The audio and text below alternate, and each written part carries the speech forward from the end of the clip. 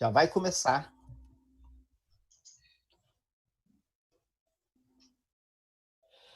Boa noite, pessoal. Tudo bem? Aqui é o professor Daniel Machado da Rocha, falando diretamente do Rio Grande do Sul, e estou tendo a alegria de conversar com meu querido amigo Fábio Souza. Olá, boa noite, Daniel. Boa noite a todos que estão nos acompanhando aqui nessa live.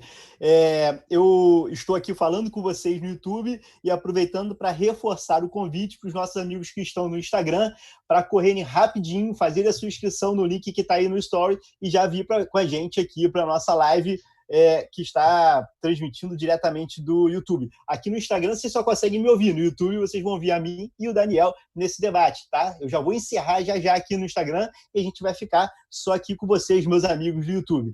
Falando do Rio de Janeiro, com uma temperatura um pouco mais amena do que a que você está aí em Porto Alegre, né, Daniel? Acredito. Eu aqui estou com 15 graus, salvo se a temperatura já baixou mais, né? Aí no Rio deve estar em torno de 25, Fábio? Por aí, 25 graus aqui, né? Chega, em alguns momentos, a gente sente realmente calor, mesmo nessa época aqui no Rio de Janeiro. Certo. Mas aí não, né? Então, pessoal... Você sabe que carioca é engraçado, né, Daniel? Porque carioca, assim, baixou um pouquinho a temperatura, o pessoal já tá pegando casaco, já tá botando... Não, se baixar de 20 graus, as meninas no Rio de Janeiro já colocam as botas, né? Para sair de noite, os casacos... O pessoal já está muito frio. Já começa, é isso aí. Ó, então, para a gente começar para valer, eu vou me despedir do pessoal do Instagram, tá? Estou encerrando aqui, estou te esperando todo mundo lá no YouTube. Um abraço, pessoal. Beleza. Voltando aqui, então, para a nossa live, Fábio, o pessoal às vezes me pergunta assim, mas por que eu preciso saber o que decide a TNU, se, na verdade, todos os processos eles podem, por uma questão de interpretação de lei federal, irem para o STJ, ou por uma questão de interpretação da Constituição, acabarem indo para o Supremo Tribunal Federal. Qual é a relevância do operador do direito conhecer a jurisprudência da Turma Nacional de Uniformização? Você, Fábio, que atualmente representa o Tribunal Regional Federal da 2ª Região, né, e eu já fui juiz da TNU, representando o TRF da 4ª Região, de 2014 a 2016, evidentemente que nós temos já uma bagagem bastante expressiva em relação ao juizado especial, às turmas recursais e às turmas de uniformização. Mas para o nosso amigo que está ingressando agora, Fábio, explica por que ele precisa conhecer a jurisprudência da TNU. A TNU hoje é talvez o órgão que mais produza jurisprudência no campo previdenciário, né? Não é assim só agora, já é assim já há algum tempo. Isso porque, na verdade, a maior parte dos processos previdenciários acaba indo para os juizados especiais federais. E nos juizados especiais federais nós temos ali uma instância de uniformização, né? Na verdade, uma turma que tem por objetivo uniformizar o entendimento e a interpretação no âmbito dos juizados especiais federais e, na verdade, subir o recurso da TNU para o STJ exige uma série de requisitos que muitas vezes não são atendidos. E a gente tem um outro detalhe. Muitas vezes a decisão da TNU ela acaba sendo, durante muito tempo, aquela decisão que regula aquele entendimento, demora a chegar no STJ, outras vezes nem chega no STJ, e há ainda um outro dado importante que a gente percebe claramente hoje, que mesmo quando chega no STJ, o debate ocorrido no âmbito da TNU contribui muito com a discussão que vai ser realizada no STJ. Então, chega de um modo diferente no Superior Tribunal de Justiça quando já teve a oportunidade de ser debatido no âmbito da TNU. Então, conhecer a jurisprudência da TNU é essencial. E eu diria, Daniel, que é importante também conhecer quais são os precedentes que são realmente impactantes e relevantes da TNU. Eu acho que essa é uma dinâmica interessante, explicar a questão das súmulas, dos representativos de controvérsia para o pessoal. Isso você conhece bem, não é? Não, sem dúvida. O que acontece? Hoje nós sabemos que um valor extremamente importante no âmbito da aplicação do direito é a questão da isonomia e da segurança jurídica. certo? Isonomia e segurança jurídica. E o fato é que não faz sentido que nós tenhamos processos que tratem exatamente da mesma matéria, alguns sendo julgados procedentes e outros sendo julgados improcedentes. É aquela história que o advogado não consegue explicar para o seu cliente por que o vizinho ganhou a ação e por que ele perdeu. Tá? Então, assim, muito embora no juizado, em princípio, deveriam tramitar, né, juizados de pequenas causas, aquelas causas de menor complexidade, o fato é que o legislador elegeu como critério mais importante para a definição se um processo vai tramitar fora ou dentro do juizado a questão do valor da causa. E o valor da causa é muito significativo dentro da realidade brasileira, né? 60 salários mínimos. Então, meus amigos, a maior parte dos processos previdenciários vão tramitar nos juizados especiais. Ainda mais agora, né, Fábio, que nós tivemos uma mudança importante com relação à competência delegada, né, uma restrição da competência delegada. Isso vai aumentar muito o trabalho, né, dos juizados especiais e, consequentemente, das turmas recursais. Bom, então o que acontece? Não só para responder a tua pergunta.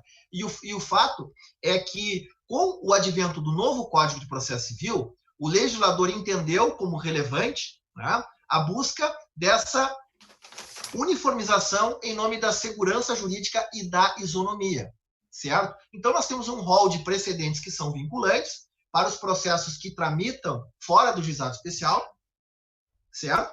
Mas dentro do juizado especial, em princípio, o que tem efeito vinculante, né, é o IRDR, que é o IRDR e, obviamente, aquilo que o Supremo Tribunal Federal julgar em sede de repercussão geral, mas será minoria, ou o STJ julgar em sede de repetitivo, que também, né, não vão ser processos assim em todas as matérias, evidentemente, como você colocou, muita coisa não vai chegar no STJ. Então, no âmbito da TNU, para que a TNU tivesse um instrumento capaz de permitir uma melhor organização do seu trabalho, para não ficar julgando a mesma coisa 200, 300, milhares de vezes, né? E, ao mesmo tempo, conferindo uma orientação melhor para as turmas recursais, é que a TNU organizou, então, o seu sistema de representativos de controvérsia, mas é importante destacar que os representativos de controvérsia, eles não têm efeito vinculante, eles têm um efeito persuasivo, né? Contudo, a partir de 2016, nós tivemos uma mudança importante naquela resolução que trata da compatibilização dos regimentos das turmas recursais, a resolução 347, e a partir daí passou a não mais ter cabimento, né, o incidente de uniformização para a turma regional, quando a turma nacional já decidiu a matéria. Ou seja, quando alguém recorre contra uma decisão de turma recursal que está em conformidade com a decisão da TNU, não faz sentido que a turma regional tivesse um entendimento diverso. Isso acontecia muito, né?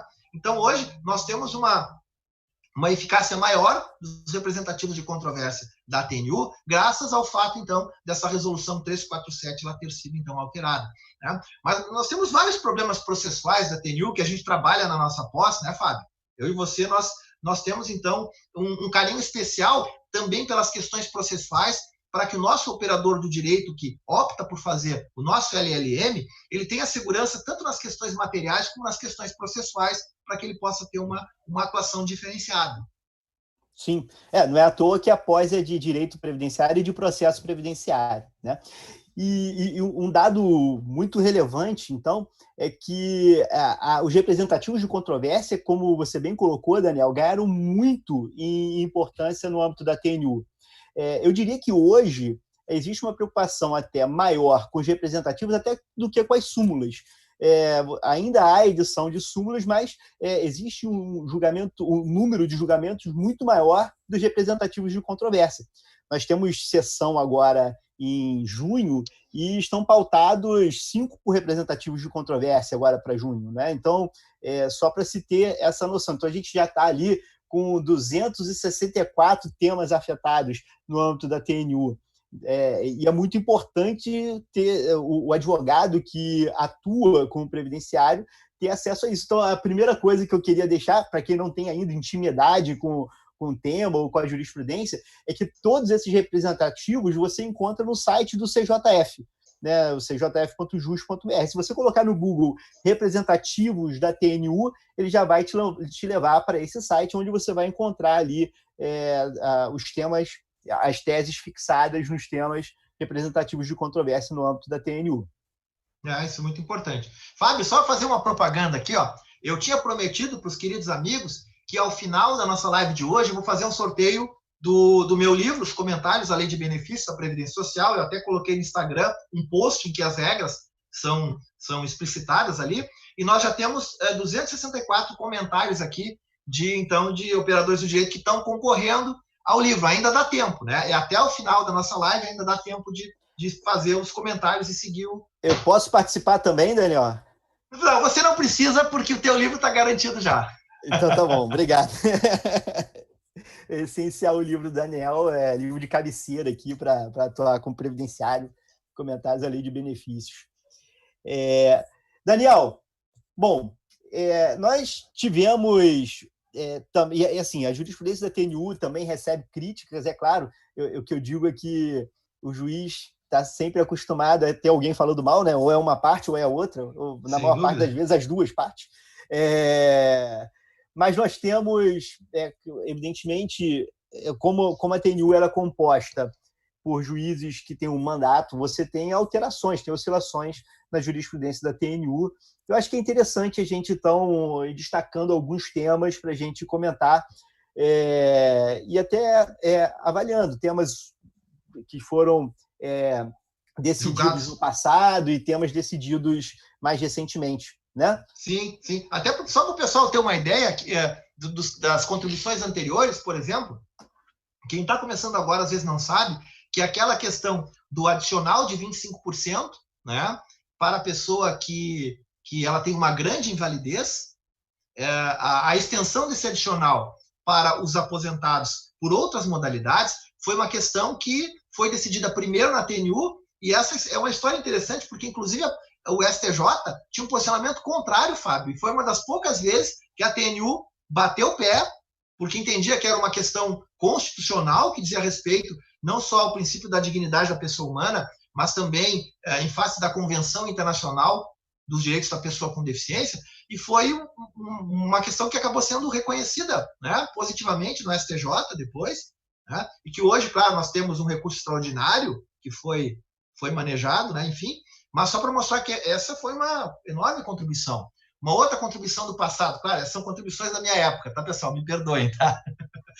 Se a TNU naquele tempo, vamos dizer assim, tinha um pensamento mais liberal do que atual, eu não tenho culpa, tá, pessoal? Mas, assim, outra questão interessante, e essa foi sensacional, Fábio, a gente pode até comentar depois, a questão do reconhecimento do direito à aposentadoria especial para o vigilante também foi uma questão que foi decidida inicialmente pela TNU e foi uma sessão histórica realizada no Rio de Janeiro, Fábio. Eu me lembro. Quando eu integrava a TNU, foi uma sessão histórica realizada na cidade maravilhosa do Rio de Janeiro, onde, por maioria, então, a TNU fixou esse entendimento de que o rol de atividades que permitiam a aposentadoria especial, não só ele não era taxativo, mas também com uma periculosidade ainda permitia a concessão de aposentadorias especiais. Então, essa foi uma outra questão interessante que a gente pode voltar a falar depois. Mas, então, sim, talvez para fixar uma ordem aqui, Fábio, o que você acha? Vamos falar de alguns temas assim relativos à qualidade do segurado decididos pela TNU nos últimos tempos? Vamos sim. Decididos, e a gente pode também anunciar temas que foram afetados, né? Que a TNU afetados também, claro. Nos próximos dias. Como, por exemplo, nós temos vários sobre esse tema que estão afetados e que a gente vai precisar decidir. A gente pode fazer um bloco assim sobre qualidade segurada e carência, né, juntos. Pode ser. É um ponto importante. Por exemplo, a gente tem o tema 220, Daniel, da TNU, que pergunta se aquele rol de doenças que dispensam a carência, que está lá no artigo 20, a dispensa da carência está no 26, inciso 2º da Lei 8.213, mas o rol está no artigo 151 atualmente, não é? Se aquele rol é taxativo ou é exemplificativo, né, das doenças que podem dispensar a carência. E aí, o que você pensa sobre isso? Assim? Bom, esse é um tema que nós já tivemos a oportunidade de decidir aqui na 4ª Região várias vezes, inclusive na turma regional de uniformização, quando eu integrei, antes de ingressar, antes de representar o TRF na TNU. E tem várias situações, né? Por exemplo, quando nós temos uma situação de alguém que sofre um acidente vascular encefálico, um AVC, né? Acidente vascular cerebral, acidente vascular encefálico, e acaba ficando com uma paralisia irreversível e incapacitante. Esse foi um dos temas, por exemplo, que nós reconhecíamos que o rol era exemplificativo. Uma outra situação interessante é aquela que até faz parte do tema 220, né? Que é a situação, por exemplo, da empregada que tem uma gravidez de risco. É uma situação paradoxal. Por quê? Né? Quando nós pensamos, por exemplo, na empregada, na doméstica e na avulsa, não há exigência de carência para concessão do salário maternidade. Não é verdade? Sim, já sim. Para contribuinte individual, né, facultativa e segurado especial, nós temos a exigência de uma carência de 10 contribuições. Bom, então, e se a empregada está trabalhando e lá pelo 5º mês, ela, por conta de uma gravidez de risco, ela tem uma recomendação médica de se afastar do trabalho, sob pena de colocar a sua vida em risco e a vida do futuro filho. Então, olha que loucura. Não é razoável que ela fique completamente desprotegida porque não completou a carência ainda. Então, a previsão do inciso 2º do artigo 26, combinada com o artigo 151, permite extrair a interpretação dentro da proteção que foi estabelecida, especial proteção pelo nosso legislador constituinte para a criança, né, para o idoso, para a gestante, para a família. A partir também do contexto protetivo da lei de benefícios, é possível extrair, então, a interpretação de que se trata, evidentemente, de um rol de patologias que não é exaustivo, que você pode, pelo menos, emprestar um elastério analógico para essa situação e permitir a proteção social. Porque não é razoável, né? Se ela ficasse efetivamente doente, ela teria direito se nascesse a criança, ela teria direito ao salário de maternidade, mas se ela fica doente, colocando em risco a sua saúde e a saúde do filho, não tem direito, então, ao auxílio-doença. Não tem nenhuma razoabilidade essa interpretação. Né? Por isso eu tenho fé que a TNU, através de Vossa Excelência, doutor Fábio, nesse tema 220, vem, então, a consagrar a interpretação que me parece mais adequada ao nosso sistema de seguridade social. Assim, eu não posso antecipar o meu julgamento, né?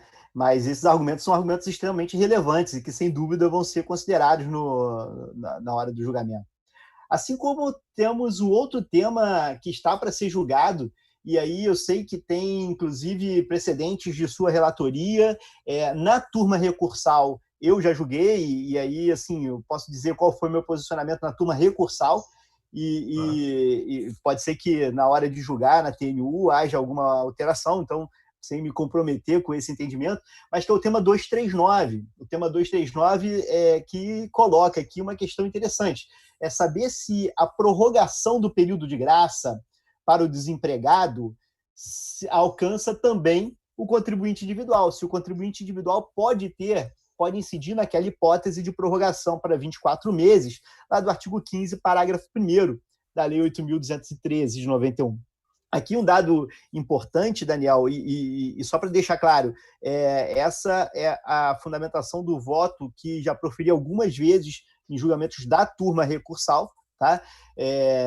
Nada impede que eu mude eventualmente de ideia no julgamento futuro, mas a ideia de desemprego não está conceituada na lei, né? É um conceito econômico. A lei não traz um conceito jurídico de desemprego. E a gente precisa, então, buscar um conceito econômico de desemprego.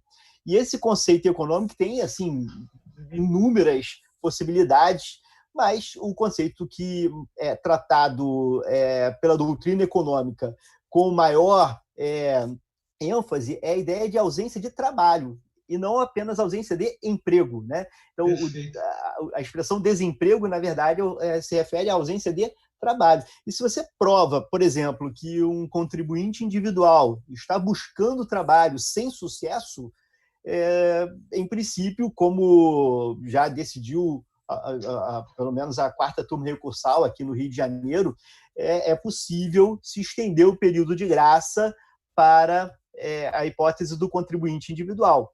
Né? Esse é um caso interessante. Eu sei que você já tem também precedentes nesse sentido, não é? Sim, sim, Fábio. Eu concordo plenamente com você, gênero, número e grau, e eu agregaria ainda mais um fundamento que me parece interessante, essa questão, que é a seguinte: quando a gente olha para a lei de benefícios, né, a lei de benefícios ela tem o DNA da Lopes, ela tem o DNA da Lei Orgânica da Previdência Social. E a gente vai perceber que em 1960, né, nós tínhamos, então, toda uma estrutura de mercado de trabalho que favorecia o segurado e o empregado. Tanto é que, ao longo do tempo, nós temos, então, a inclusão de outras categorias de trabalhadores. Foi a Lopes de 60 que incluiu o contribuinte individual, mas com uma situação jurídica muito menos abrangente do que a do empregado. Então, assim, ao longo da vida, o cidadão, ele muitas vezes não escolhe ser empregado doméstico ou ser contribuinte individual. Ele adoraria ser empregado.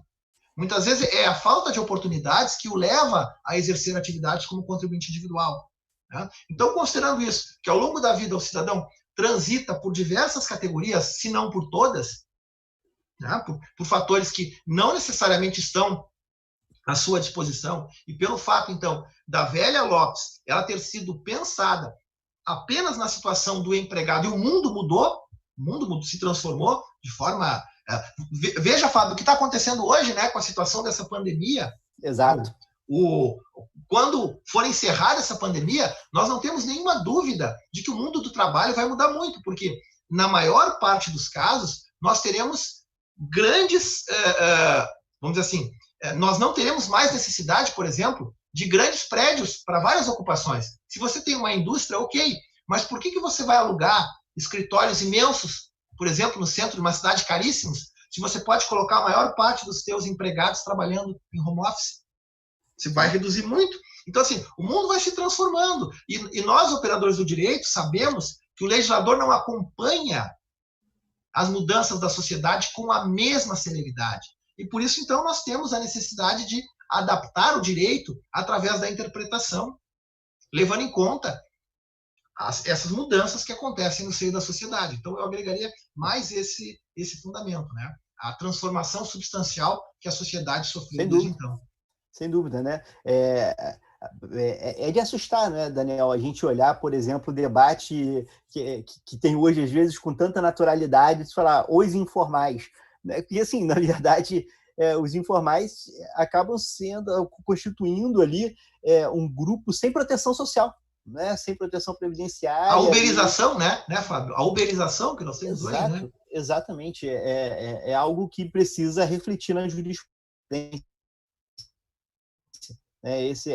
Existe uma responsabilidade social da Previdência Social que precisa estar presente também nos julgados previdenciários.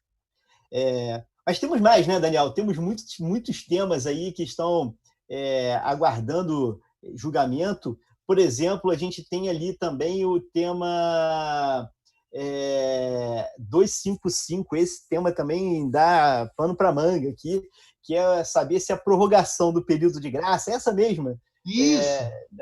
Só que agora não do desemprego, mas agora a prorrogação dos 120 dias. Aqui a outra, aliás, é 15 parágrafo 2º. Essa é do 15 parágrafo 1º, se ela constitui um direito adquirido, né, quando a pessoa preenche as 120 contribuições, ela sempre vai ter um período de graça expandido de 24 meses, ou se toda vez que ela perde a qualidade de segurado, quando ela retoma a qualidade de segurado, ela precisa preencher as 120 contribuições para poder fazer jus a essa extensão. Esse é o tema 255.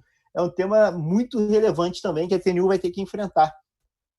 E esse tema, eu acho que também a perspectiva é boa, né, Fábio? Porque tem precedentes favoráveis da TNU. Depois da minha saída, eu me recordo, tem um precedente da colega Luísa Gamba, né, que é favorável a essa tese, e fundamentalmente em matéria previdenciária, por vezes, a gente vê a jurisprudência muito atrelada à questão do direito adquirido, concebendo como direito adquirido apenas o direito ao benefício substitutivo. Não é verdade? E nós sabemos que a relação jurídica de previdência social, à medida que ela vai desenvolvendo-se, né, ela possibilita que o trabalhador agregue vários direitos ao seu patrimônio previdenciário. Então, esse aqui é um exemplo, na minha leitura, de direito que se incorpora ao patrimônio do segurado depois que ele consegue laborar, né, que ele tem essa fidelidade previdenciária. Eu chamo essa norma, Fábio, carinhosamente, de norma da fidelidade previdenciária. Né? Quando a gente vê assim, quantos casamentos que não duram 10 anos, por exemplo, né? Quantas uniões estáveis que não duram 10 anos. Então, o cidadão pagou 10 anos de contribuição previdenciária sem perder a qualidade de segurado. Ele merece ser protegido por um tempo maior, não é verdade? E eu entendo que se trata de um direito adquirido aqui também. Exato. Poxa, mas olha só que legal, Daniel, eu estou vendo aqui os comentários, né, no nosso na nossa chat. Live aqui. Tem gente aqui, poxa, ó, o Gabriel Jota está aqui acompanhando, a Cíntia, a Cristina Targino.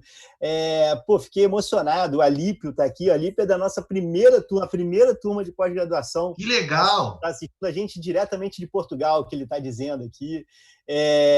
Nossa, estão matando saudade de um monte de gente aqui. E então, nós temos aqui uma série de... Já temos algumas perguntas. Por exemplo, o Gabriel J, ele pergunta se existe algum precedente para o benefício de 25%, aquele adicional de 25% para RPPS federal. Tá, eu não conheço, Fábio. Honestamente, eu não conheço. E por quê? O que acontece? Nós sabemos que a relação jurídica estatutária e a relação jurídica laboral, elas não são, da iniciativa privada, são relações jurídicas distintas. Né? Então, nós estamos caminhando para um processo de unificação, você sabe muito bem disso, dos regimes previdenciários, né? Mas, por enquanto, nós ainda temos situações que são diferentes. Então, assim, eu já vi decisões desfavoráveis em relação a essa matéria. Precedente favorável, Gabriel, eu não conheço. Não sei se você já viu, Fábio. Não, também, infelizmente, não vi.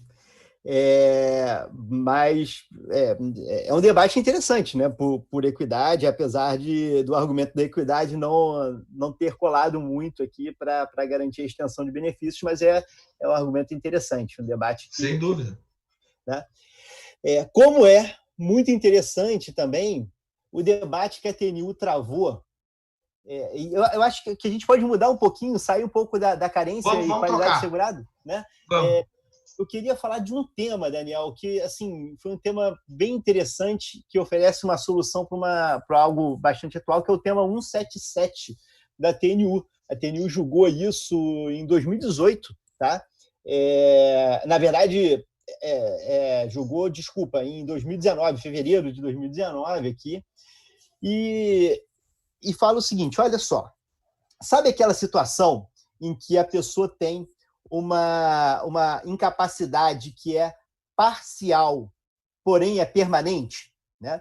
A lei, no artigo 62, a lei 8.213, diz que nesses casos de incapacidade parcial e permanente, a pessoa vai receber o auxílio-doença até o momento em que ele estiver reabilitado, né? Até a conclusão do processo de reabilitação profissional. E o que aconteceu foi o seguinte, o INSS ele entrou com pedido de uniformização alegando, né, e trazia alguns precedentes de algumas turmas recursais que o juiz, no processo em que se discutia o auxílio-doença, não poderia condenar o INSS a submeter a pessoa à reabilitação profissional. Porque seria um critério discricionário do INSS verificar... Seria um critério discricionário, não estaria discutido ali, e a TNU falou, bom, não é bem assim, né?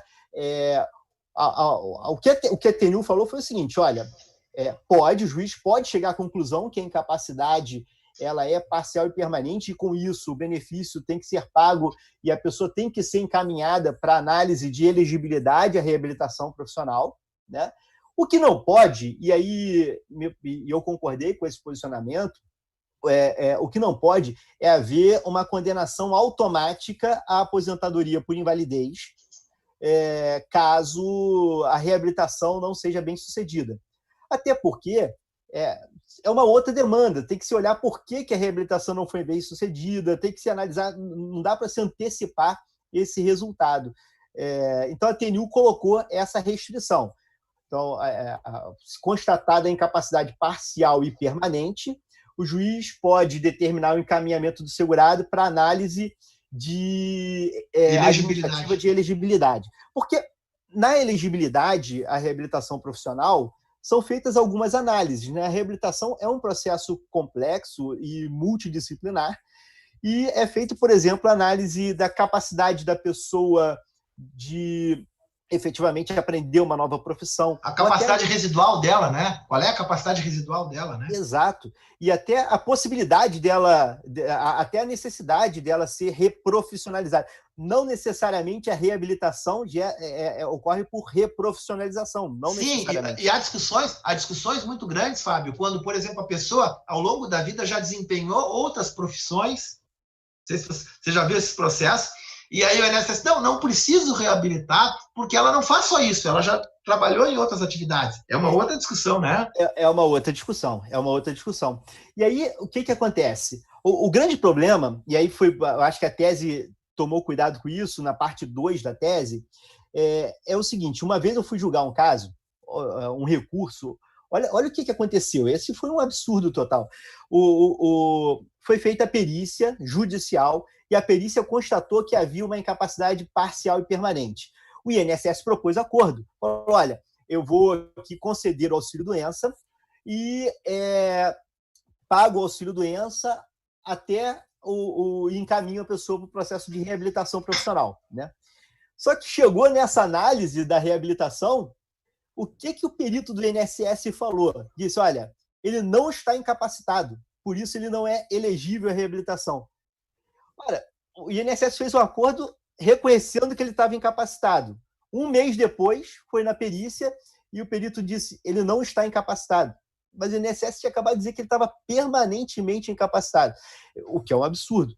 Então, a tese no tema 177 fala o seguinte, olha, nessa análise de admissibilidade da reabilitação, o INSS tem que partir da premissa de que existe uma incapacidade permanente para a atividade habitual. Não existe... se o juiz está dizendo que existe uma incapacidade permanente para a atividade habitual, quando o INSS for encaminhá-lo para a reabilitação, o INSS não pode agir diferente, a não ser, e a tese faz essa ressalva, que tenha havido uma modificação da circunstância fática, né? Se depois da sentença a pessoa melhorou. Mas com aquela situação anterior, não pode o INSS dizer que a pessoa tem condição de trabalhar, porque já tem uma decisão judicial dizendo que não tem condição de trabalhar. Exato. Exato. Posso dar uma dica processual, Fábio? Diga. Sabe que na nossa pós a gente sempre busca, pelo menos, apontar para o operador do direito caminhos, né? Porque nós sabemos que o grande general é aquele que escolhe o terreno que ele vai lutar e as armas que ele vai utilizar. Quando possível, né? Às vezes você não tem opção. Você vai ter que lutar contra um tanque com um revólver. Acontece. Mas se você puder escolher o terreno onde você vai lutar e as armas que você vai utilizar, é melhor. E em relação a falar bonito assim, Daniel. Aprendi com você, querido. Mas em relação a exatamente ao tema que você está colocando, tem uma dica processual que é bastante importante, que é a seguinte, que o pessoal às vezes deixa passar. Quando tem uma decisão judicial que transitou em julgado, ela transitou em julgado dizendo que o INSS tem que fazer a reabilitação profissional. Transitou em julgado, ok? Certo. Muitas vezes o INSS faz o quê? Como você disse, faz uma nova perícia, está apto e cancela o benefício. Ok? Então, assim, certo. O cidadão ganhou na justiça, o juiz mandou pagar o auxílio-doença até realizar a reabilitação profissional. Um ano depois, o INSS chama para a perícia, ou o alta programado, por qualquer motivo, cancela o benefício. Às vezes, Fábio, se o cidadão ingressa com uma nova ação no GF, ele corre o risco do juiz da nova ação entender que o INSS está certo. É verdade. Por quê? Porque o que acontece? O juiz vai designar uma nova perícia, como regra, né? E muitas vezes ele vai acolher, porque nós temos processos, às vezes, que tem 3 perícias diferentes. O juiz vai ter que escolher uma. Ele vai ter que fundamentar, mas, enfim, ele vai escolher uma. Não é verdade? Então, qual é a dica interessante aqui? A dica é ingressar com um mandado de segurança. Por que o mandado de segurança? O mandado de segurança porque quando transitou em julgado a decisão reconhecendo que o INSS deveria fazer a reabilitação profissional, nós temos aqui uma lei entre as partes. A sentença ela fez lei entre a situação jurídica estabelecida entre o segurado e a instituição previdenciária. Bom, se o INSS descumpre, ele está cometendo uma ilegalidade. Se ele comete uma ilegalidade, você pode manejar o mandado de segurança se você tiver a prova do direito líquido e certo. Então, olha só, você não quer aqui a realização de uma perícia nesse momento. Você quer é que a decisão judicial anterior, mesmo do JEF, seja cumprida. E a vantagem é que essa ação, Fábio, ela não vai tramitar, nós sabemos, no juizado especial. Ela vai tramitar na vara comum.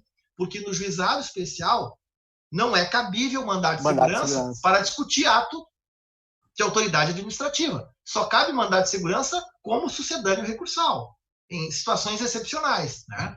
Maiormente a questão do cumprimento de sentença, que então é onde mais se aceita o manejo do mandado de segurança no âmbito dos juizados especiais.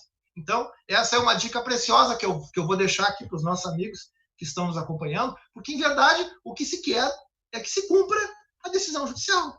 Não é verdade? Essas dicas só no CDS, né, Daniel? Só no CDS, em outro lugar a gente não dá, né? Só com quem conhece, né? É verdade. Pois é. Quer ver? Uma questão... Tem essa super dica que você deu e a gente ainda analisa algumas questões que são talvez até mais básicas, né? Você tem essa que é aquela super dica mesmo. E tem algumas questões... É muito importante, a gente está falando aqui dos representativos de controvérsia, você já deixou claro lá no início que eles não são precedentes vinculantes, são só persuasivos, assim. E aí tem um dado importante, não cabe reclamação no âmbito dos juizados, né, na TNU, em relação à decisão não proferida nos autos, né? Então não adianta se a turma recursal ou se o juizado decidiu de modo diferente dos representativos, não é por reclamação que a gente vai fazer aqui prevalecer a decisão, a jurisprudência da TNU. Tem que ir com o pedido de uniformização para conseguir fazer valer ali aquele entendimento. E os incidentes de uniformização, né, Fábio? O operador do direito, às vezes, quando nós ministramos aí as aulas em DS, o pessoal às vezes assim, poxa, é mais fácil subir um recurso especial do que um incidente de uniformização para a TNU, né? É que, na verdade, depende muito, né, Fábio, do operador do direito, desde o início do processo, ele fazer um trabalho criterioso, desde o início do processo. Sim. Né? Então, para que você consiga que um incidente de uniformização realmente chegue nas turmas de uniformização, é fundamental que, desde o princípio, o processo ele seja, né, bem azeitadinho. Né? E conhecer o regimento interno também, que foi alterado ano passado, né? Então, a gente tem ali uma série de elementos importantes que a gente aborda todos eles na pós-graduação. Daniel, tem um pessoal fazendo perguntas bem interessantes aqui. Olha só. Eu perdi aqui a pergunta, cadê? Ó, tem gente falando, a Kátia está perguntando sobre algum precedente da revisão da vida toda. Eu devo dizer que... Tem um curso, né, Fábio? Então deixa que eu falo. Olha, o Fábio tem um curso sensacional sobre a revisão da vida toda. Eu recomendo, né? Eu recomendo que o pessoal vá no site do ICDS e dê uma espiadinha no curso, porque lá nós temos assim uma análise da revisão da vida toda, desde da pré-história até uma prospecção, né, Fábio? Uma prospecção no que poderá acontecer no futuro, passando por tudo que é necessário para que realmente... Até para o advogado saber que, às vezes, ele não deve entrar com essa ação, né? Ele tem que examinar antes para ver se é viável, porque isso infelizmente acontece. Não no ICDS, mas, infelizmente, tem advogado que ouve falar de que uma determinada tese está sendo julgada procedente e não analisa se a situação do cliente será favorecida com aquela tese. Né? Aí nós temos a criação de uma falsa expectativa que é ruim para todo mundo. É ruim para o cliente, é ruim para o advogado, e é mais um processo que não deveria estar no âmbito do judiciário. Né? Então, tem que ser feita uma análise criteriosa para ver se é o caso de ingressar com essa ação, que me parece que realmente é uma tese muito interessante. Né? Mas a gente tem que ver se ela é cabível. No curso, inclusive, usei minha bola de cristal, né? e falei do que acabou acontecendo agora, né? Deu uma breve suspensão aí nos processos por decisão do Supremo Tribunal Federal agora, decisão super recente do Supremo, o que não quer dizer, né? O Supremo não se posicionou contra a revisão da vida toda, ele apenas falou, espera Reconheceu a que eu vou repercussão geral. decidir. Exatamente. Temos aqui, a Ana faz uma pergunta muito interessante, Daniel. Olha essa. A Ana Almeida, ela fala assim: há alguma discussão acerca dos conceitos de periculosidade e insalubridade? Fica difícil afastar a atividade especial do frentista e a coleira do vigilante, em categoria profissional. Essa é uma questão interessante. A do vigilante passou, né? Tem precedentes favoráveis, o STJ até suspendeu, estamos aguardando aí o STJ. É o tema 1031 do STJ, né? Do STJ. Tema 1031.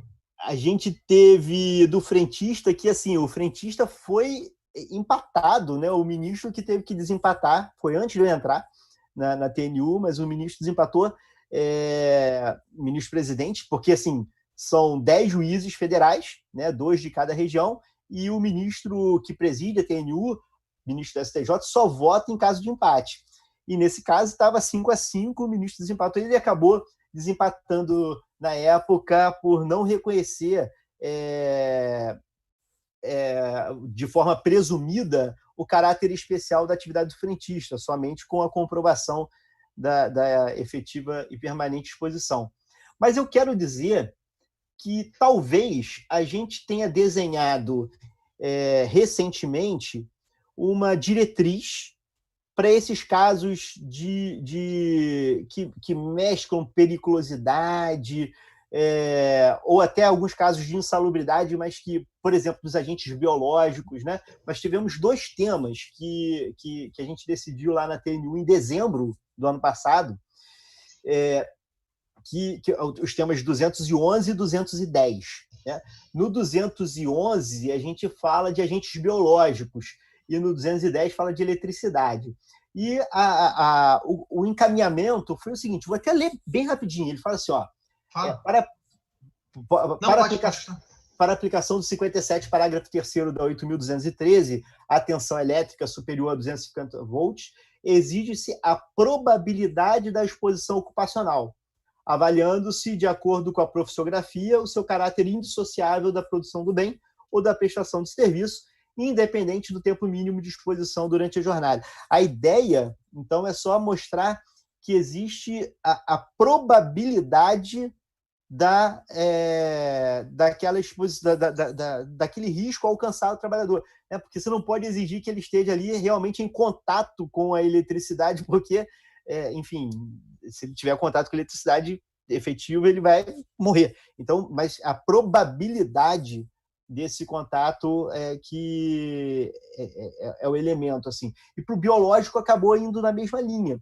Né? O voto do biológico é bem interessante porque faz essa associação também um pouco do risco que existe no agente biológico. Assim. Do risco sobre o agente biológico, Fábio, eu não sei se você lembra, mas a súmula 82 da TNU tratava justamente sobre a questão, né? Além dos profissionais da área de saúde, o pessoal que trabalhava nos serviços gerais de limpeza e higienização de ambientes hospitalares. Né? Porque exato. Vamos pensar agora nessa crise do coronavírus, por exemplo. Pronto. Isso. Né? Fica evidente, e essa súmula 82 foi da minha relatoria. Tá vendo? No período que eu estava na TNU. Você vê, Daniel, eu acho que isso foi ontem, ou antes de ontem, teve uma reportagem, não me lembro em qual jornal, sobre os motoristas de ambulância. Que eles não são considerados profissionais de saúde e, com isso, têm menos proteção e estavam sendo infectados agora com Covid-19, né? É uma situação parecida, porque ele está ali no meio daquela circunstância, se expondo aos agentes nocivos, né? E não tem por que deixar de reconhecer a sua caracterização como exercendo também uma atividade especial, né? E o Thiago agora, Fábio, faz uma observação bem interessante aqui, ó. O Thiago Gondim coloca, nessa época de pandemia, fica comprovada a ineficiência de EPI eficaz para agentes biológicos, aquilo que a gente já decidia. Né? Exatamente. Bom, Thiago, abraço, Thiago. Como é que tá aí, turma de Recife? né?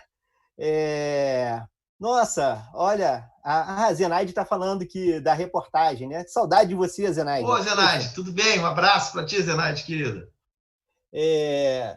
Muito bem. Vamos lá. Nossa, tem tanta coisa ainda para a gente falar. Fábio, vamos falar da questão do vínculo extemporâneo agora? Também acho que está afetado o tema 240, né? Tema 240 está afetado. Vai lá. Então, o 240 mesmo. Vamos fazer um comentário mais global, então, sobre a questão do vínculo extemporâneo. A TNU, ela tem uma súmula, ela tem duas súmulas, aliás, que são interessantes, né? A súmula 31, que a anotação da CTPS decorrente de sentença trabalhista homologatória constitui início de prova material para fins previdenciários. Veja bem, até a homologatória constitui início, né? E a 75, a carteira de trabalho e previdência social em relação à qual não se aponta defeito formal que lhe comprometa a fidedignidade, goza de presunção relativa de veracidade, formando prova suficiente de tempo de serviço para fins previdenciários, ainda que a anotação não conste no CNIS.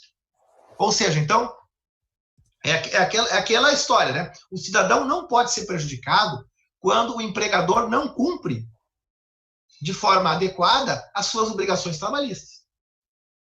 Certo? Então, assim, o INSS, ele vai proceder na concessão das prestações previdenciárias, tendo como norte inicial o que está no CNIS. Havendo lacunas, havendo registros que não correspondem à realidade, o cidadão ele tem a possibilidade de fazer as retificações ou as inclusões, mas daí ele tem o ônus de apresentar os elementos materiais necessários que permitam essa mudança.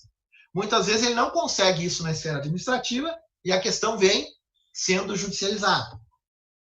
E quando a questão é judicializada, nós temos, assim, por vezes, profissionais, porque, claro, o trabalho, o fato trabalho, ele acaba gerando efeitos jurídicos, previdenciários e trabalhistas.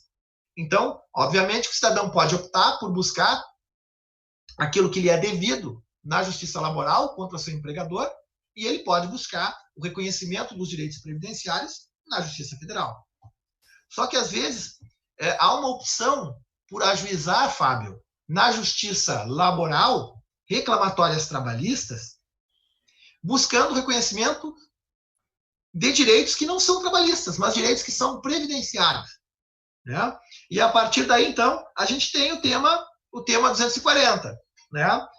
Obviamente que você não tem, assim, não pode antecipar o que você vai votar especificamente, né, no julgamento do tema 240, mas você já julgou diversas vezes situações muito diferentes de reclamatórias trabalhistas, onde você reconheceu que havia, então, o efeito previdenciário a ser extraído da reclamatória trabalhista, e outras situações em que você entendeu que aquela reclamatória trabalhista não era apta como início de prova material.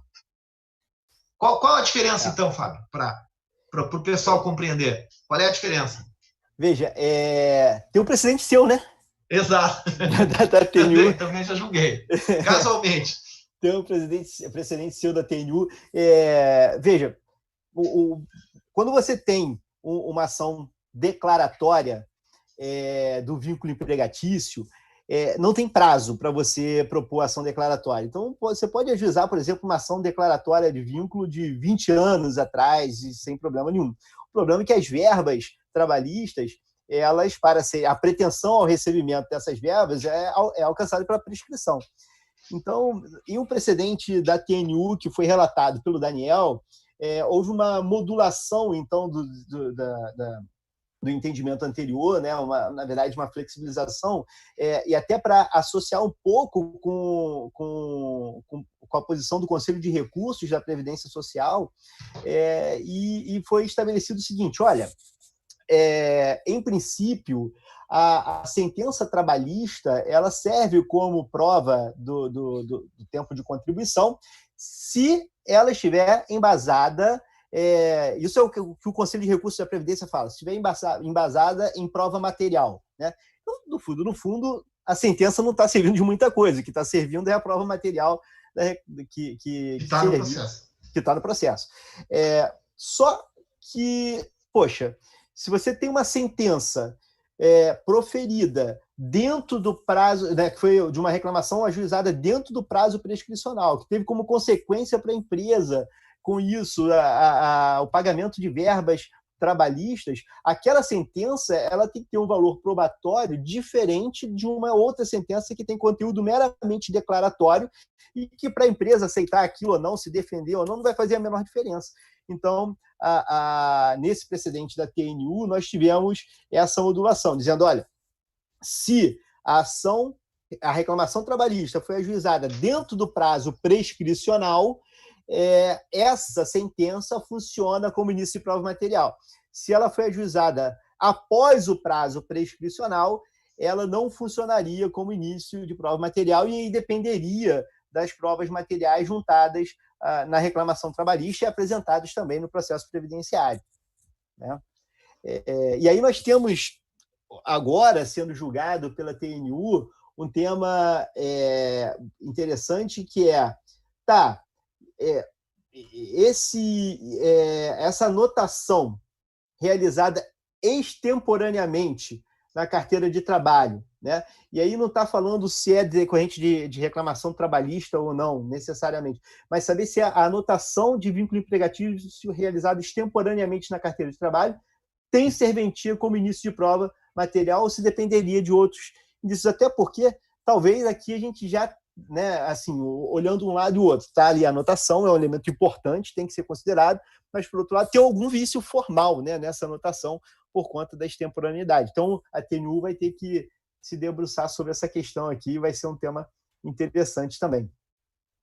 Sobre essa questão de reconhecimento de trabalho, e a Graciane, aliás, um abração para você também, Graciane, o Rodrigo Langoni aqui, o Rodrigo, um abraço, Rodrigo, para você. Um abração, Rodrigo, querido Rodrigo. A Graciane, que é, poxa, uma das alunas mais dedicadas lá da turma de 2019, da nossa pós, ela pergunta assim, olha, qual é a posição, da nossa posição, sobre o reconhecimento do trabalho rural anterior aos 12 anos, né? E, Graciane, assim, tem uma notícia super atual para você, não é da TNU, esse tema está lá para ser decidido pela TNU também, tá? Mas é do STJ, né? O STJ decidiu ontem que, reconhecendo o direito do trabalho, do cômputo do tempo de trabalho rural anterior aos 12 anos. Nós tivemos a decisão do STJ no agravo recurso especial 956.558. Agora 956.558. Então, o STJ é favorável. Diga, Daniel. Não, isso eu tenho uma outra dica importante, né, Fábio? Porque, assim, muitas vezes o que acontece?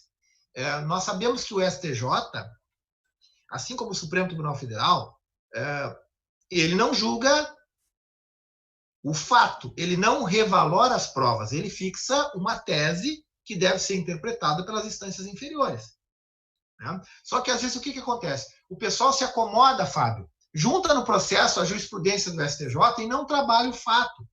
Na verdade, o STJ não está dizendo que todo mundo que morou na zona rural até os 12 anos de idade tem direito de contar tempo rural antes dos 12 anos de idade. Não, não é isso. O STJ admite, porque a TNU tem uma súmula, né, Fábio? A TNU tem uma súmula dizendo que conta o tempo rural a partir dos 12. Então, sim, na prática, o que se fazia era limitar o reconhecimento para os 12 anos de idade do período posterior. Agora o STJ consagrou a tese de que você pode reconhecer o tempo rural antes dos 12 anos de idade, mas tem que haver uma comprovação de que esse trabalho ele tinha alguma relevância dentro do contexto familiar. Se isso não for feito, infelizmente, as ações vão continuar sendo julgadas improcedentes em relação a esse pedido. Então tem que haver o trabalho através da prova testemunhal, enfim, né? Porque qual o elemento que você vai utilizar para comprovar tempo antes dos 12 anos de idade? É apenas a prova testemunhal. Então, nós temos que ter uma boa prova testemunhal.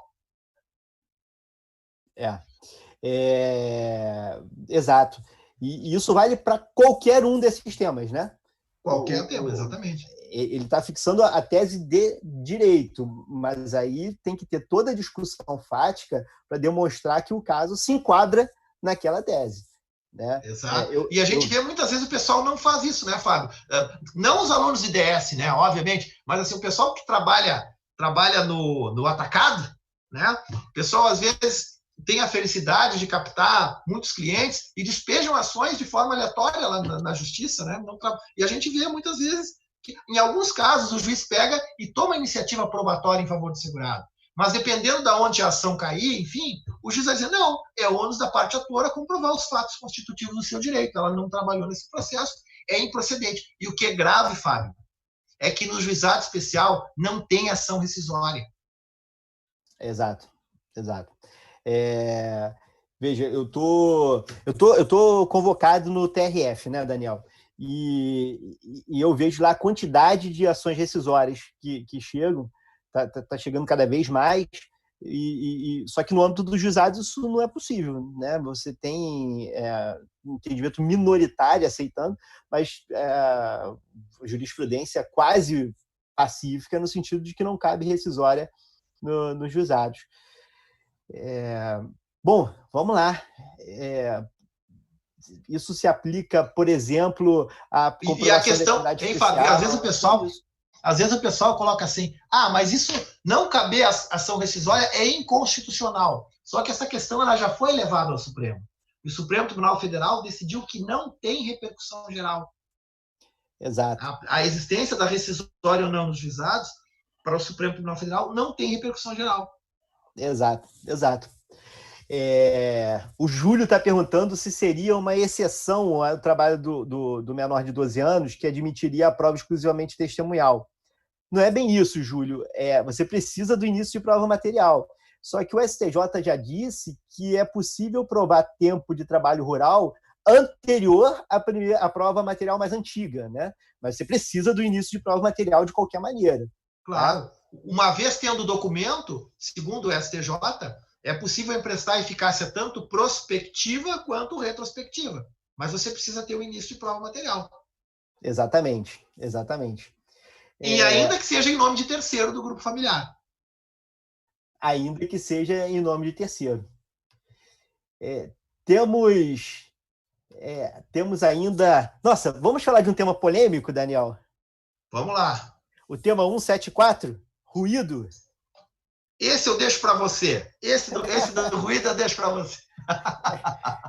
Você sabe que eu sou meio traumatizado com esse tema 174, né? Porque o que aconteceu nesse tema aqui? O tema do ruído, sobre como provar o ruído na atividade especial, quando eu cheguei na minha primeira sessão da TNU, a TNU decidiu esse tema, só que eu não votei. Por quê? Porque o relator do caso era o meu antecessor.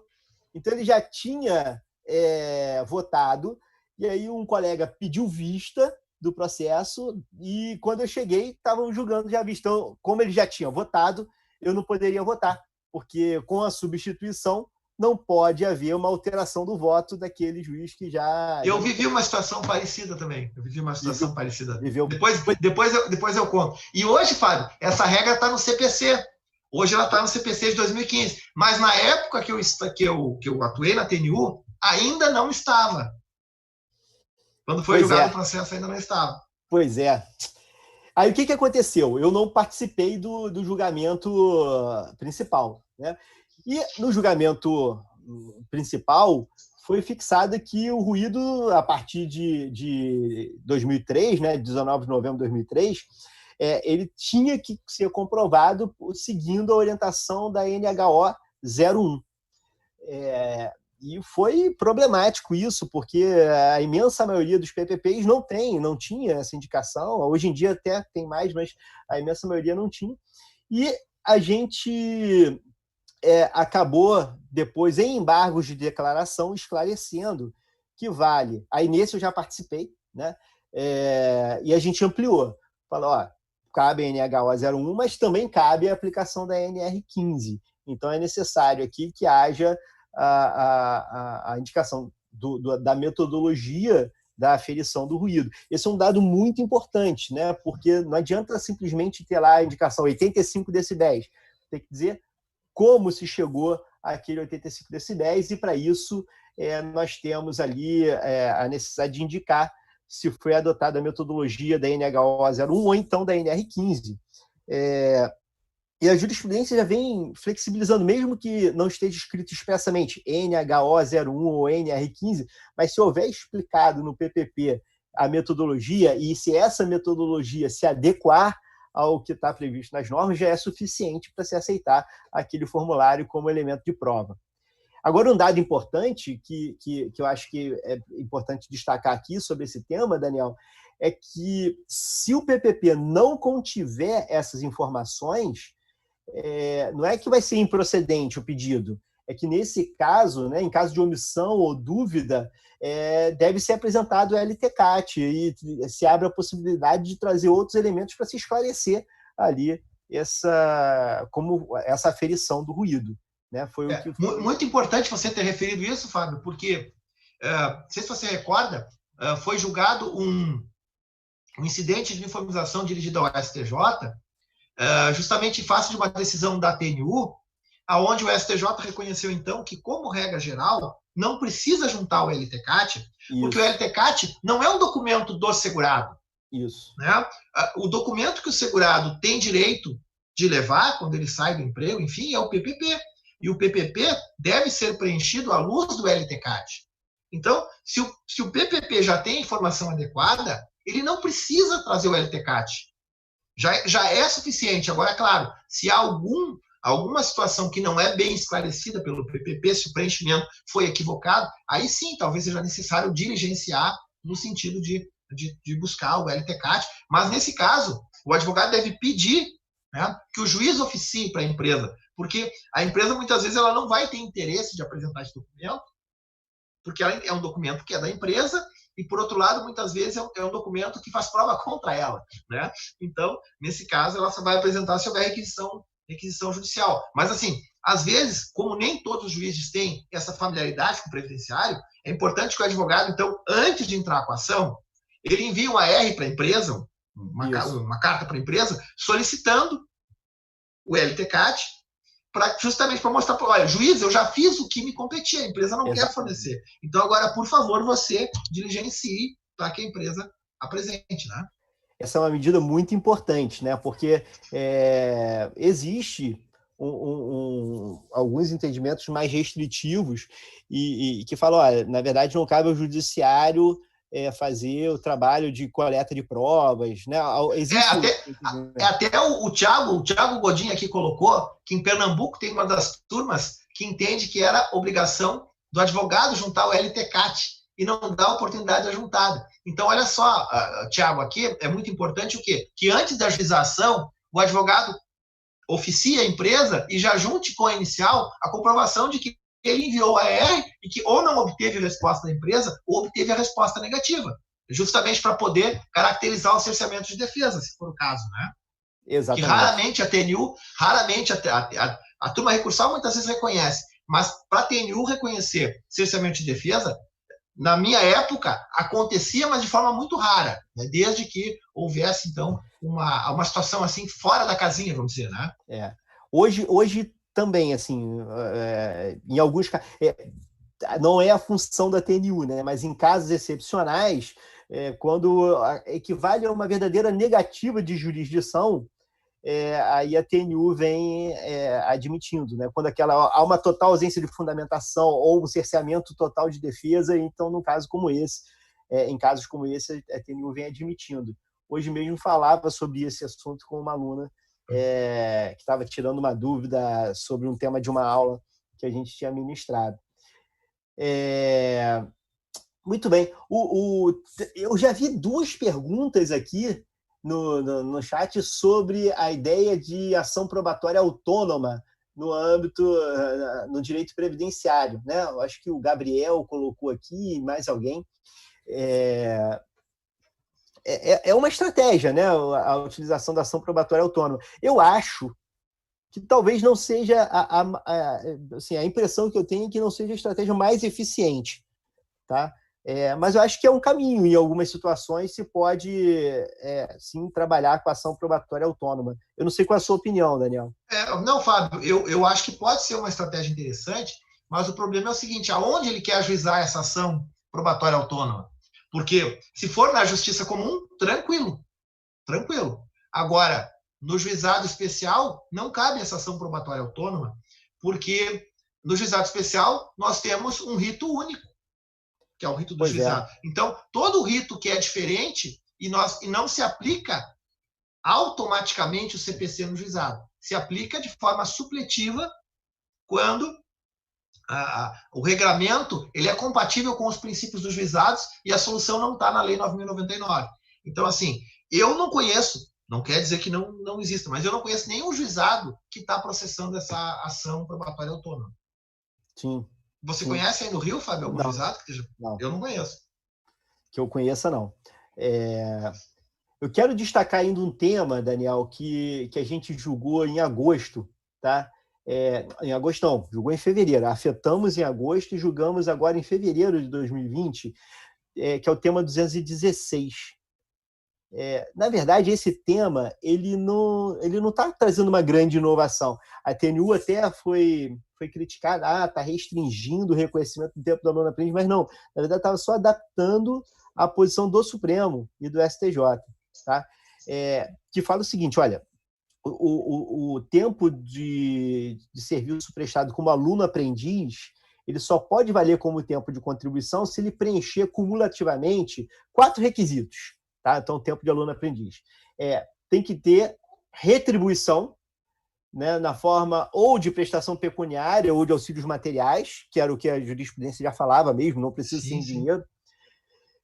A conta do orçamento e a título de contraprestação pelo labor na execução de bens e serviços destinados a terceiros. O que se quis evitar é que, por exemplo, o que o STJ quis, a TNU está só reproduzindo a jurisprudência, deu uniforme.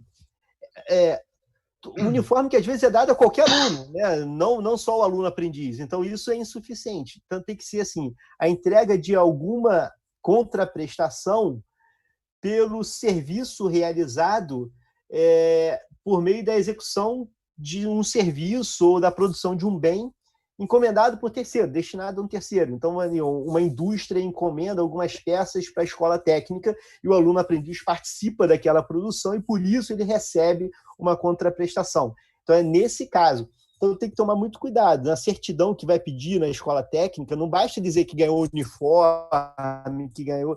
Tem que fazer essa demonstração do que foi recebido como contraprestação pelo trabalho realizado. Isso pode ser feito na prova testemunhal, porque normalmente isso não consta na certidão. Normalmente o que consta na certidão é justamente a informação do período e a informação de que eventualmente havia o fornecimento de, como você falou, de uniformes, etc. Mas não diz que havia essa retribuição decorrente de encomendas de terceiros. Então isso tem que ser provado na audiência através da prova oral. Perfeito. Nossa, mas é uma experiência rica, né? Essa experiência na TNU. Outro dia, essa semana passada, eu acho que você... Foi na quinta passada, né? Que você publicou um post dizendo que estava com saudade da TNU. Foi. Né? É uma coisa muito rica, né, Fábio? Porque, assim, no nosso caso, ainda a gente viaja bastante em função de cursos e etc. Às vezes o Poder Judiciário nos chama para trabalhar em algum curso, etc., ou participar de algum evento, né? Mas, assim, lá na TNU eu tive a oportunidade de conviver, como é o caso, eu acredito que deve funcionar assim ainda. Você ficar 2, 3 dias, né, discutindo os processos, né, que foram, então, afetados para aquela sessão. Então é muito bacana porque você consegue perceber a diferença. Que tem um colega de Recife que fala diferente do colega da Paraíba, que fala diferente do colega do Rio Grande do Norte, que fala diferente. Então, essa riqueza de sotaques e até o vocabulário, né, que também nós temos vocabulários muito particulares. A gente brinca aqui que tem o baianês, tem o porto-alegrês, né? O carioquês. Então, isso Fábio, só para você ter uma ideia, por exemplo, quem me ensinou foi um advogado quando eu dei um curso uma vez em Fortaleza. Você sabe como é que chama o pão francês lá em Fortaleza? Não tenho a menor ideia. Carioquinha. Tá vendo? Tá certo. Esse O Carioquinha. é o Carioquinha. E claro que é pejorativo, a explicação é pejorativa, tá? Porque daqui a pouco algum querido amigo carioca pode ficar melindrado. Mas assim, o gaúcho, por exemplo, o gaúcho pede o pão francês, a gente chama de cacetinho, né? E aí Sim, o pessoal já... como em Portugal também. Com várias piadas jocosas, né? Porque a gente pede, vai na padaria e pede um cacetinho, por exemplo, Sim. né? O gaúcho, por exemplo, chama o misto quente, a gente chama aqui de torrada. Para vocês, torrada é só o pão tostado. É só o pão, Né? é só o pão. Enfim, são só pequenos exemplos, né? Dentro dessa experiência, assim, a gente tem oportunidade de conhecer o vocabulário, mas também, assim, as experiências regionais, né? Eu julguei um tema, eu fui relator do tema 214, Daniel, da TNU. E é um tema, assim, que é bem específico, mas eu senti prazer de fazer, de relatar esse tema, que fala do carvoeiro, para saber se a atividade de carvoeiro pode ser considerada atividade de segurado especial, né? E a TNU chegou à conclusão de que sim, na verdade, assim, se ele for silvicultor, né, ele pode, se ele for extrativista ou silvicultor, ele pode ali continuar com a atividade de carvoeiro, de carvoejamento, sem perder a condição de segurado especial. Desde que ele esteja ali extraindo o produto, né? E que vai ser uma industrialização rudimentar apenas. Mas para decidir isso foi até bem interessante, que foi um caso, era o segurado, o autor, ele era de Pirapora, né? E aí eu fiz um início assim, um pouco poético no voto, assim, foi bem legal. Uma experiência interessante. Nesse caso, a advogada do IBDP, o IBDP entrou com amicus curiae, o IBDP, Instituto Brasileiro de Direito Previdenciário, costuma entrar com amicus curiae nos casos representativos de controvérsia, né? E a advogada foi a Jane Berwanger, e a Jane juntou um vídeo, inclusive, dos carvoeiros, assim, foi interessante essa atuação. E lá na TNU a gente chegou à conclusão que, de fato, a atividade de carvoeiro não descaracteriza a condição de segurado especial, desde que obedeça ali algumas condições, está lá no artigo, no tema 214 da TNU. Tá? Muito bem. Que bacana, meu amigo. Fábio, mas eu acho que você pode dar aquela boa notícia para o pessoal que está nos assistindo agora, né? Vamos dar a boa notícia, né? A gente está... Essa é uma grande notícia, na verdade. O Daniel está oferecendo todos os livros dele de graça. Não, brincadeira, não é isso, não. É uma notícia melhor ainda. Nós temos... Aliás, temos muitos alunos da pós-graduação nos acompanhando aqui, mas temos também amigos tanto de outros cursos do ICDS, do Previdenciário Total, que já vi ali, a Cíntia está participando, mas temos também outros colegas que ainda não fazem parte ali do hall dos alunos do ICDS e estão com a gente aqui na live, para dizer que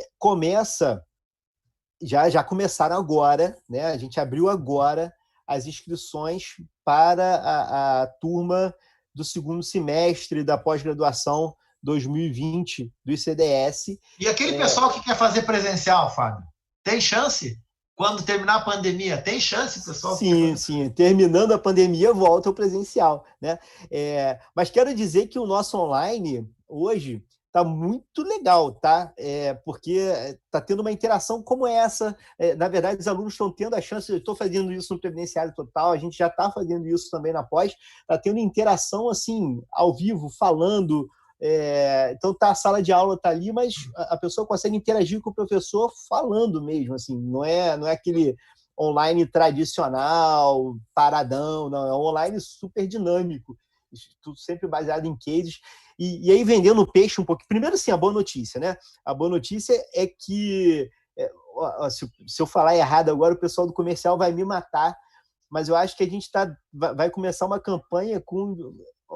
Vou correr o risco de apanhar aqui, né? Mas agora, depois que eu falar, já era. Mas é uma campanha, acho que com 50% de bônus. Então vai sair pela metade do preço a pós-graduação. Acho que a campanha dura 2 ou 3 dias, alguma coisa assim. Que bacana, Fábio. E ainda E ainda dá para pagar isso em 20 vezes, se eu não estou enganado, né? Eu nem sei em quantas vezes. Eu sei que sai um negócio tão aqui, ó, baratinho. me passaram, eu vou dizer antes que eles mudem, tá? Mas Fala assim, me aí. passaram que seria 20 parcelas de 162,50. Olha só, Fábio, é uma grande Cá, facilidade, né? em quantos processos a pessoa paga após? Em um já paga tudo, né? Com um processo de honorário de um Não, processo já paga só uma metade. dica dessas que eu dei hoje, por exemplo, aí já resolve uma pós, né, Fábio? Já resolve, nossa. E aí o que vai acontecer aqui é que, poxa, como é que a gente está fazendo? Eu Ó, fico o super. Alípio aqui já se animou. O Alípio disse que vai fazer, ó. Tô vendo Vamos aqui, ó. embora, Lipe, vamos lá. Você é campeão aí. E, nossa, olha, o Alípio, ele fez a primeira turma, né? Ele levava para a gente lá uns lanches sensacionais. Muito bom, muito bom. Meus amigos, olha só.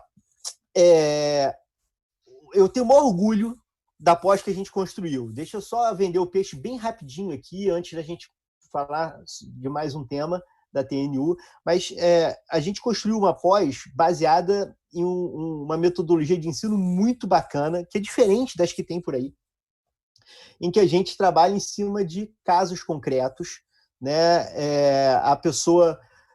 Os alunos recebem um case, isso já está acontecendo agora.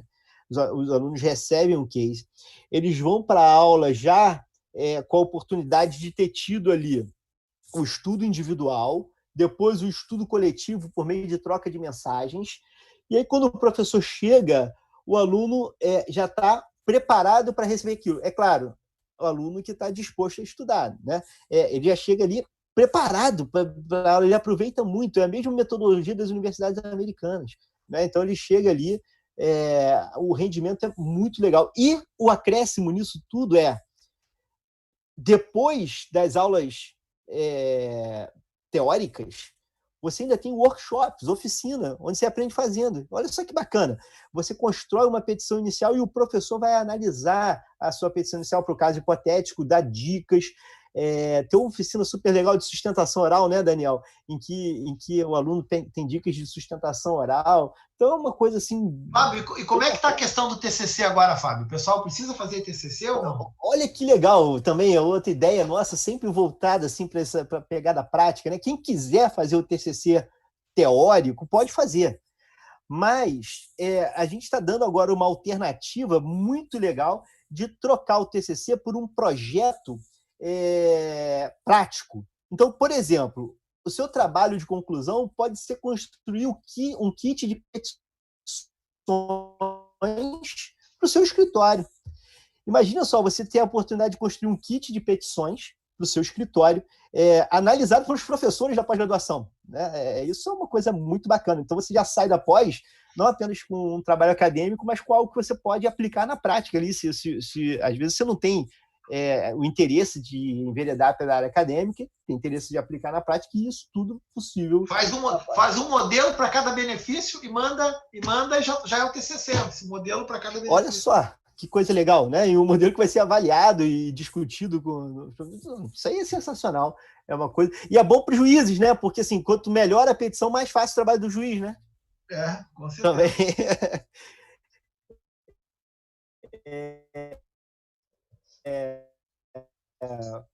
Daniel, olha, pode comentar mais um caso e deixar o pessoal descansar. O que você acha? É verdade. Vamos lá. Que a gente ainda precisa jantar. Eu não sei você, mas eu não jantei ainda. Você sabe que hoje eu fui para a cozinha com as crianças, né? Fizemos o jantar, agora depois eu vou jantar aqui com a turma aqui. Olha só, estou escolhendo um aqui, são tantos que eu estou escolhendo aqui aleatoriamente, tá? Nós tivemos, deixa eu ver um caso aqui interessante. Esse aqui é legal. O direito, tá? Do salário maternidade para segurada facultativa, só para dizer assim, como é que é o cálculo, né? Porque tinha discussão do valor do salário maternidade para segurada facultativa, não, para segurada em período de graça. Contribuinte individual. Na verdade, para aquela mulher que está desempregada. Sim, ela estava empregada, e daí Isso. ela ficou 6 meses sem pagar, e aí aconteceu o fato gerador. Isso, tá? E no tema 202, a TNU decidiu que, nesse caso, o benefício tem que ser calculado como se ela fosse contribuinte individual, tá? Porque ela não seria mais empregada. Então, ela tem a proteção previdenciária, mantém a qualidade segurada, só que o benefício é calculado pela média dos últimos 12 salários de contribuição. A média dos 12 últimos dentro dos 15 meses, conforme prevê o 73, inciso 3º da lei, exatamente. Tá? Poxa, são tantos casos que eu acho que a gente podia marcar uma outra live mês que vem para falar de mais casos. Né? Podemos continuar falando. Daí a gente pode até mudar o tema, quem sabe, Fábio? A gente pode comentar sobre o STJ, talvez, em matéria Boa, excelente. A gente pode falar sobre... A gente podia fazer o mês que vem sobre o STJ, no outro mês sobre o Supremo, né? Seria interessante. Se vocês tiverem sugestão para a gente, podem dar, tá, pessoal? Aí a gente recebe de super bom grado aí, tá bom? Vamos nos despedir, então, do pessoal, Daniel? Vamos, só uma última notícia, então. Aqueles que estiveram participando da nossa live, eu vou, então, fazer o sorteio. Posso fazer o sorteio aqui, Fábio? Já? Pode, claro. Tá? Então, assim, quem estiver me acompanhando no Instagram, eu vou mostrar aqui. Deixa eu ligar aqui o Instagram. Fazer o ao vivo aqui, né? Daniel, qual é o seu Instagram? É Daniel Machado da Rocha, tudo junto. Daniel Machado da Rocha. O meu é prof.Fábio Souza, se alguém não me seguir. Só para mostrar aqui, ó. Nesse momento, vamos ver quantas pessoas fizeram comentários. 287 comentários. É um livro comentado, tá vendo? Agora, exatamente. O livro que vai ser sorteado será os comentários à Lei de Benefícios. Então, estão concorrendo a esse livro aqui. Estou esperando o meu também aqui, hein, Daniel? Não vai receber, sim. Peraí. Vamos ver aqui. Opa, travou aqui. Vamos de novo aqui. Suspense. Ao vivo. Vamos ver quem será o ganhador. Sortear o número. O número sorteado é o 245. 245. É Yara Ramos. Yara F. Ramos é a vencedora. Yara F. Ramos. Parabéns, Yara. Ganhou o livrão. Parabéns. Foi um momento muito bacana, né, Fábio? Uma pena que nós estamos aí há tanto tempo sem nos vermos presencialmente para tomar uma cervejinha aí no Rio, né? É verdade. Então logo passe essa pandemia, então você está convidado, né, no dia que eu tiver aula, então, a me acompanhar para que a gente possa, então, colocar os assuntos em dia aí. Convite aceito. Você sabe que aquele vídeo que nós compartilhamos lá no nosso almoço espetacular no McDonald's, aquilo deu o que falar, você lembra? Lembro. Inesquecível. Meu amigo, beijão para todos. Fiquem com Deus, se cuidem, fiquem em casa quem puder e enfim, vamos ter forças aí para, nesse finalzinho de quarentena, conseguir superar e voltar logo para as nossas atividades, porque tá todo mundo já querendo voltar à vida normal. Tá?